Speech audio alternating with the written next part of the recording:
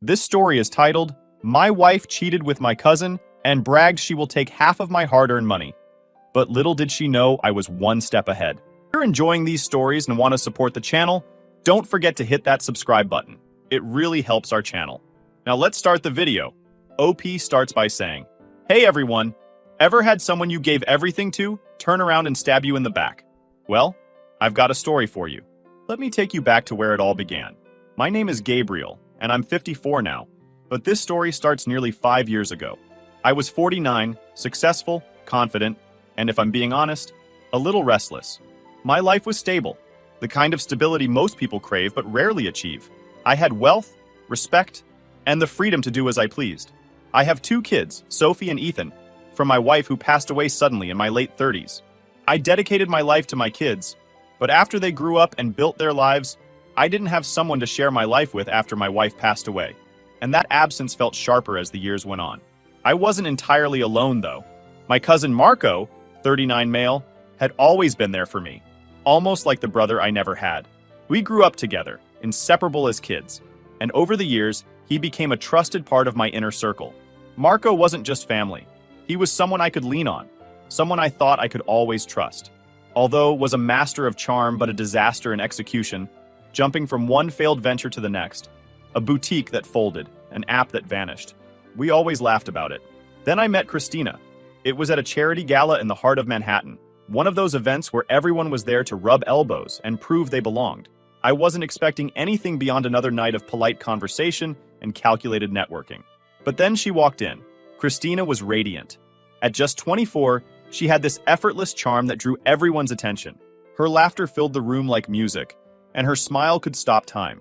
She wasn't just beautiful, she was magnetic. I couldn't take my eyes off her. When I finally mustered the courage to approach her, I felt like a teenager again, nervous and unsure of myself. Gabriel, I said, extending my hand, trying to hide the fact that my heart was pounding. Christina, she replied, her voice light, her handshake firm.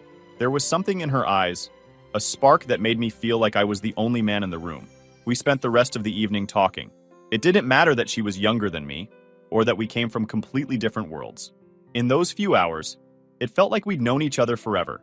She told me about her dreams, her love for travel, and her hunger to experience everything life had to offer. I was captivated. Over the next few months, our relationship blossomed. Christina had this ability to make the mundane extraordinary. A simple dinner felt like an adventure. A quiet evening at home felt like a scene out of a romance novel. She made me laugh, she challenged me, and for the first time in years, I felt alive. I introduced her to my world, and she embraced it eagerly. Christina loved the finer things, luxury cars, private jets, and 5-star hotels. But it didn't feel superficial at the time. She made me believe she loved me, not just the life I could provide. Looking back, I wonder if that was the first lie I told myself. Over the months, she also met everyone important to me, including Marco. He was his usual charismatic self, charming her with his easy jokes and warm demeanor. Christina fit in with my family effortlessly, or so I thought at the time. I remember feeling a deep sense of pride watching her laugh at Marco's stories. Like the 2 most important people in my life were forming a bond of their own. Speaking of Marco, since Christina entered my life, Marco was pushing his latest project, a nebulous tech startup he claimed would revolutionize data security. He talked about it incessantly at family gatherings, peppering his pitch with buzzwords like disruption and synergy, but never offering a clear explanation of what the business actually did. His persistence, however, began to wear me down. I'd spent years dodging his pitches, but when Christina started championing his ideas as well, I began to reconsider. You should really think about it, Christina said one evening, her enthusiasm infectious. Marco's on the verge of something big. He just needs someone to believe in him. Her words planted a seed of doubt in me. I didn't trust Marco's track record, but I trusted Christina. I wanted to support him, to give him the chance he kept asking for. She was my good influence. She made me love her more through these kind moves for me to strengthen my connections with my beloved ones.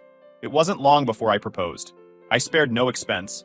A candlelit dinner on a yacht in the Mediterranean, a custom-designed diamond ring, and a string quartet playing her favorite song. When she said yes, I felt like the luckiest man alive. Our wedding was a grand affair, held in the gardens of our estate in the Hamptons.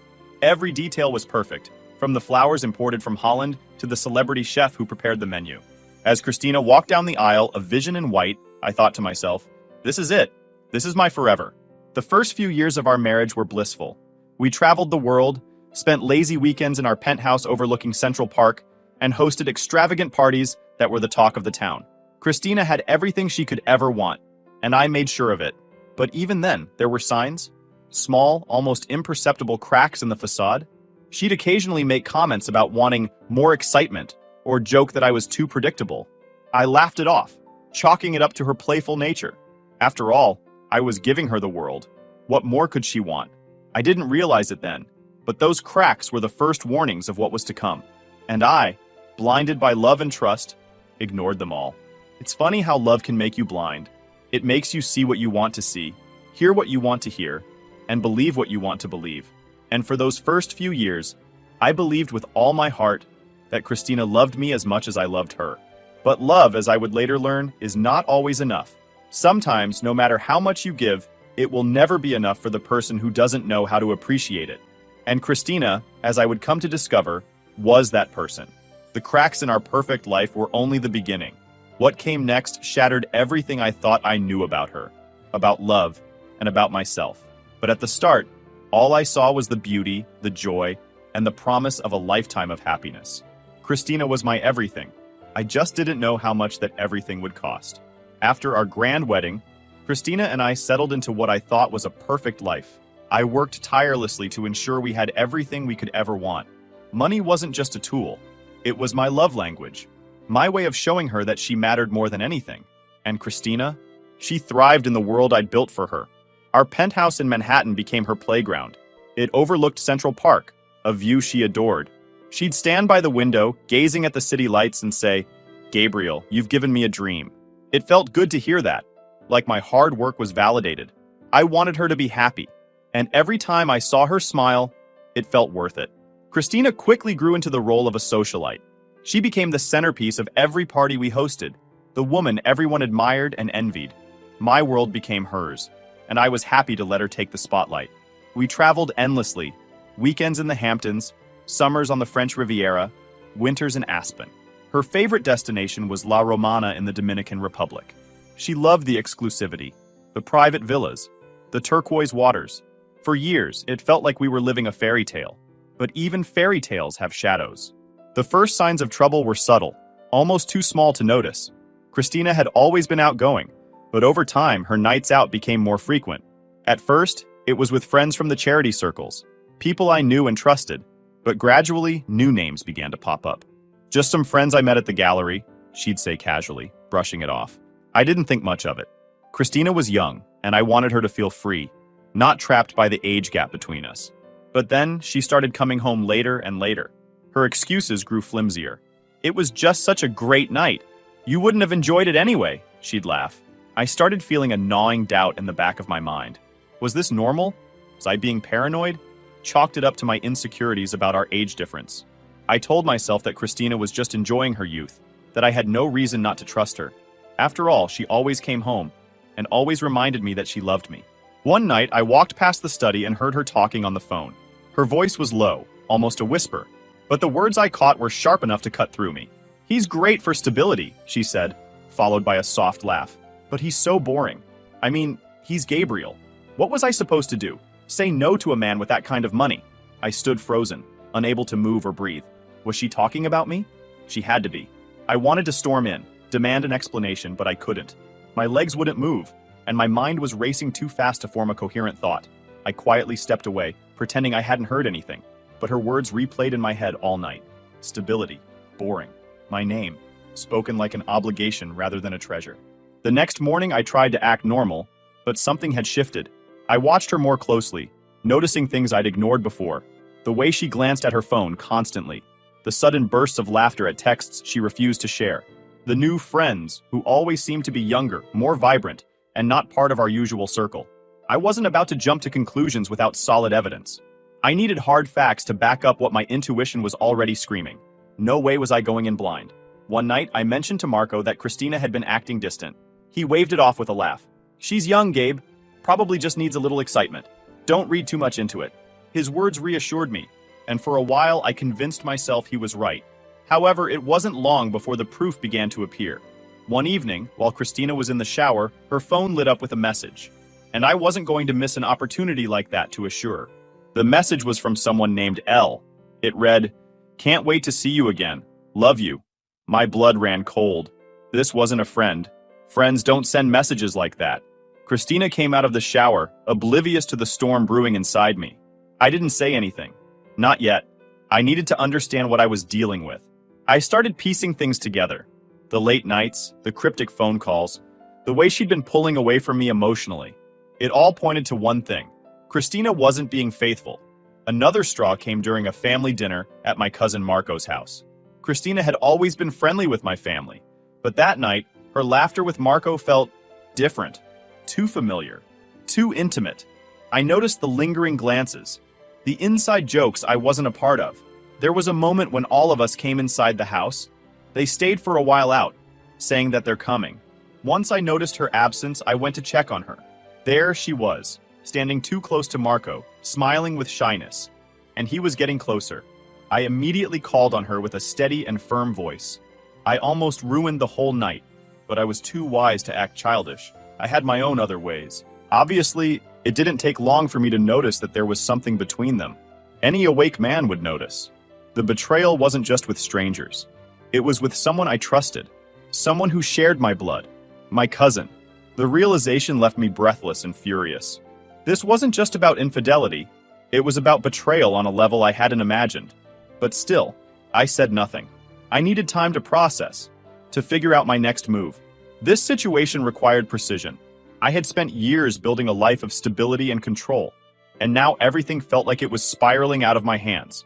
The cracks in our life of luxury had widened into fissures, and I knew it was only a matter of time before everything came crashing down. But if Christina thought she could get away with this, she underestimated me. After that dinner at Marco's, the pieces of Christina's betrayal began to form a picture I could no longer ignore. The woman I had given everything to, the love of my life, my partner, had been lying to me. And the lies weren't just small ones. They were deep, calculated, and cruel. For days, I lived in a haze, alternating between heartbreak and rage. My mind replayed every suspicious moment, every strange look she exchanged with Marco, and every late night she couldn't explain. I didn't confront her immediately. I wanted more evidence. Maybe it wasn't Marco.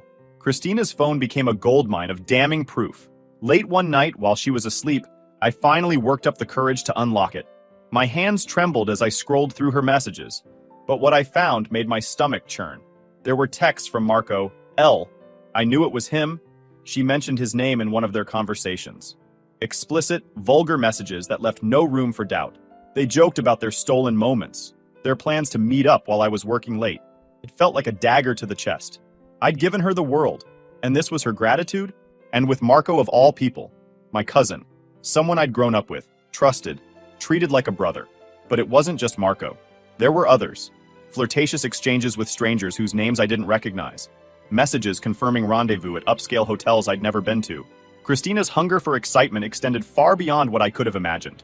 That night, I sat in my office. In front of me lay a folder filled with evidence. Messages, photos, every damning lie Christina thought she'd hidden so well. For a moment, I let myself feel the weight of it all. The years I'd wasted. The love I'd poured into someone who never truly deserved it. I exhaled, slow and deliberate, then slid the folder into the safe. Not yet. Confronting her now would be satisfying. Oh, it would feel good to see her squirm, but it wouldn't be enough. I needed precision, strategy. I needed to dismantle her life the way she tried to dismantle mine. Carefully, deliberately, and with no room for recovery. Just as I was closing the safe, my phone buzzed on the desk. It was Charles, my oldest friend. He wanted me to come to dinner. My first instinct was to decline. After all, what was the point? For so long, I'd wrapped myself in a cocoon of work, home, and Christina, shutting out everything and everyone else. But something stopped me. Maybe it was exhaustion, or maybe it was the faint whisper of a life I used to have, one filled with people who genuinely cared about me. Over the next few weeks, I moved methodically. I met with my lawyer, transferring assets out of our shared accounts, and ensuring Christina's access to my world was slowly but steadily cut off. She hadn't noticed yet, too preoccupied with her endless girls' nights and frivolous shopping sprees. Each small step felt like a victory. When the joint credit card declined for the first time, I felt a flicker of satisfaction. That evening, Christina stormed into the penthouse, feigning confusion. "Gabriel, there must be some mistake," she said, waving the card in my face. "I'll look into it," I replied, keeping my tone calm, almost disinterested. She didn't press further, too proud to admit the humiliation. But it wasn't about the money for me. It was about breaking the trust in everything I gave her. Little did she know, this was only the beginning. Then, I started to clean things up with Marco first, since this trustworthy guy left me no choice. His smug demeanor, his constant hovering around Christina, and the subtle way he always steered conversations back to his business, it was all too calculated. When I finally pieced it together, I decided to confront him directly. No theatrics, no warning, just the truth, raw and unvarnished. I called him to my office one evening. He walked in, all false confidence and casual arrogance. "What's up, cousin?" he said, easing into the chair across from me, like we were just catching up over coffee. I didn't waste time. "Cut the act, Marco. I know what you've been doing." He froze for half a second, just long enough for me to see the flicker of guilt in his eyes. "What are you talking about?" "You and Christina," I said, leaning forward. "The late-night chats, the secret meetings, the way you've been using her to push your business agenda. Do you think I'm blind?" Marco smirked, a defense mechanism I'd seen him use 100 times. "Come on, Gabriel. You're reading too much into this. Christina's just been supportive of my work. She knows how much I've been struggling to get investors. And she thought I might what?" I interrupted, my voice like ice. "Invest in your scam because she asked me to? Because she warmed me up to the idea while you were, what? Sharing secrets? Sharing more?" Marco's smirk disappeared, replaced by a forced calm. "You're making it sound like—" "Don't insult me by playing dumb, Marco," I snapped. "You've been working this angle for months, using my wife, to line your pockets. What kind of man does that to his own family?" He shifted uncomfortably in his seat. "You're overreacting," he said, but the tremor in his voice betrayed him. "Christina and we've just been talking, Gabriel. That's it. Talking? Then why does she have your name saved in her phone under a code? Why do I have messages from her saying she'll make sure I see the value in your garbage startup?" Marco's face flushed, his composure cracking. "Look, I didn't mean for this to—" "You didn't mean for this to what?" I demanded, standing now, my fists clenched at my sides. "To blow up in your face? To get caught? You think I don't know what kind of man you are? You think I don't see how you've been manipulating her and trying to manipulate me?" He stood too, trying to save face. "You've got it all wrong, Gabriel," he said, his voice rising. "Christina came to me. She's the one who—" "Don't you dare try to blame her," I said, cutting him off. "She's guilty, yes, but you? Your family. You knew exactly what you were doing, and you did it anyway." For a moment, we stared at each other, the air between us heavy with years of shared history, now shattered by betrayal. "You're going to regret this," his tone laced with a hollow threat. "No, Marco," I replied coldly. "The only one who's going to regret this is you. And by the time I'm done, there won't be a single person willing to touch your business or your name." Marco stormed out, slamming the door behind him, but his anger didn't faze me. If anything, it only fueled my resolve. I knew the next confrontation would be even harder, but I wasn't going to back down. Christina had to face the truth next, and this time, there was no escaping it. Now for Christina, she had built a web of lies, and I wasn't about to walk into it blindly. I needed to think this through. If she thought I was going to crumble, she was wrong. I had one advantage she didn't realize. I'd been planning for this moment long before it even happened. The annulment papers sat in my office safe, untouched, since the day I signed them nearly a decade earlier. I'd had them drawn up during our honeymoon in La Romana, back when I was still in the honeymoon phase, literally and figuratively. It wasn't because I didn't trust Christina back then. It was because I knew the risks of being a man in my position. Wealth attracts people, and not all of them have pure intentions. I told myself the annulment was a worst-case scenario I'd never have to use. But now, it felt like my saving grace. Guess what? Little did Christina know that we weren't legally married. She thought she'd secured herself a lifelong claim to everything I owned. That was her first mistake. I'd waited for the perfect moment. Quiet, private, where she couldn't run or deflect. Dinner in the penthouse was just the opportunity I needed. I set the table myself and pretended to be the man she thought she could still manipulate. But underneath it all, I was calm, calculating. Every word I said, every look I gave, was part of the plan. Christina thought she held the cards. She was about to find out just how wrong she was. Christina looked stunning as always, her makeup flawless, her smile radiant. She had no idea what was coming. "I ran into Marco today," I said casually, cutting into my steak. Her fork paused midair. Oh? How's he doing? Fine. He mentioned you, I said, locking eyes with her. Said you two have been spending some time together. She forced a laugh. Oh, come on, Gabriel. Marco and I? Don't be ridiculous. He's family. Exactly, I said, my voice cold. Which is why I find it disgusting. Her smile faded completely. What are you talking about? I leaned back in my chair, staring at her. I know, Christina. I know about Marco. I know about the others. Don't play dumb. I've seen the messages. Her face turned pale, and for the first time she was at a loss for words. I don't know what you're talking about, she stammered. Save it, I shouted, my voice rising. Do you think I'm stupid? Do you think I haven't noticed the late nights? The lies? The way you act around him? You've been using me, Christina. All this time, I've been nothing but a paycheck to you. She tried to deny it, but her voice cracked and tears welled up in her eyes. It wasn't supposed to be like this, she whispered, finally dropping the act. I didn't mean for it to happen. A predictable display of crocodile tears. You didn't mean for it to happen? I laughed bitterly. So what did you mean to happen? To bleed me dry until you find your next victim? Her silence spoke volumes. She knew she'd been caught, and there was no way out.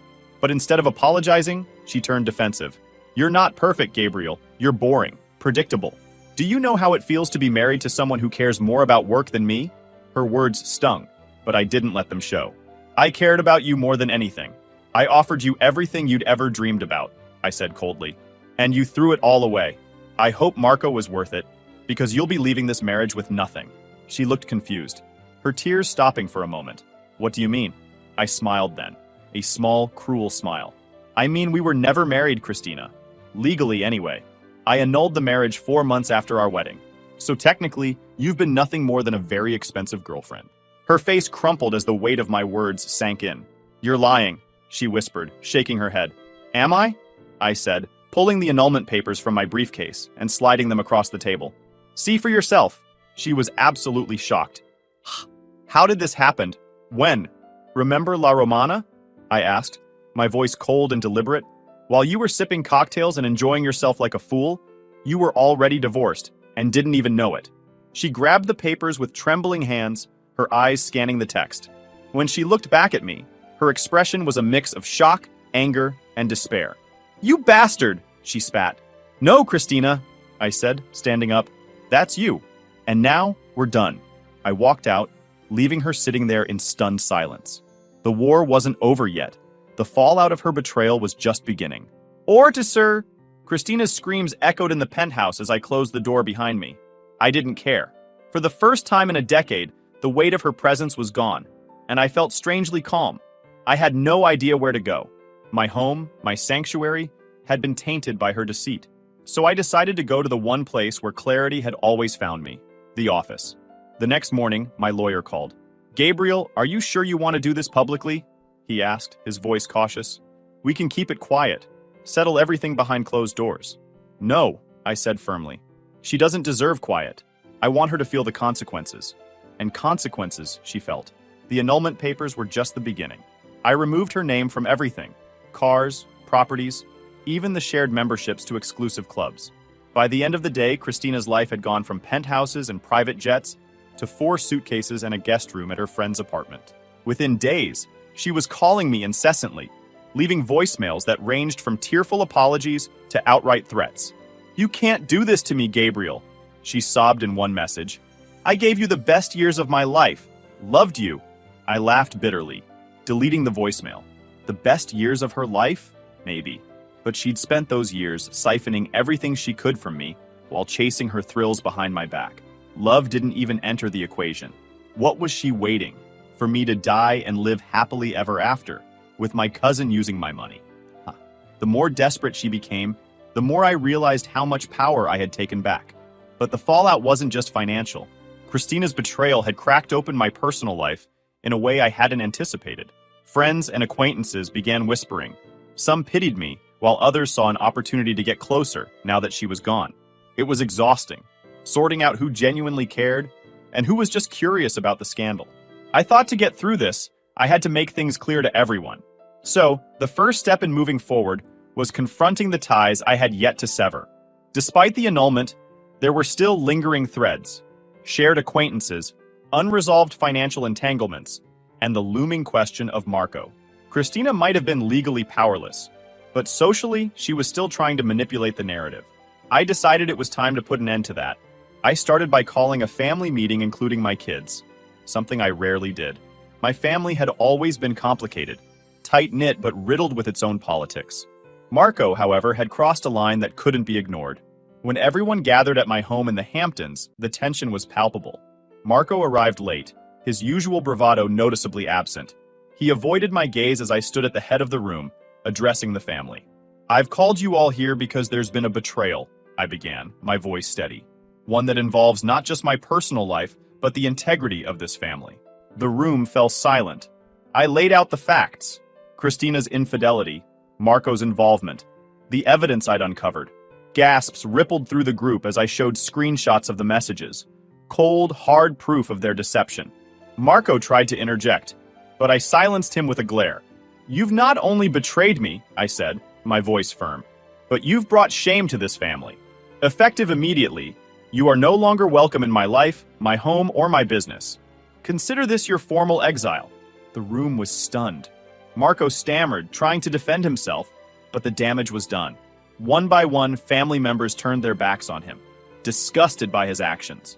By the time the meeting ended, Marco was effectively cut off from the family, just as I had planned.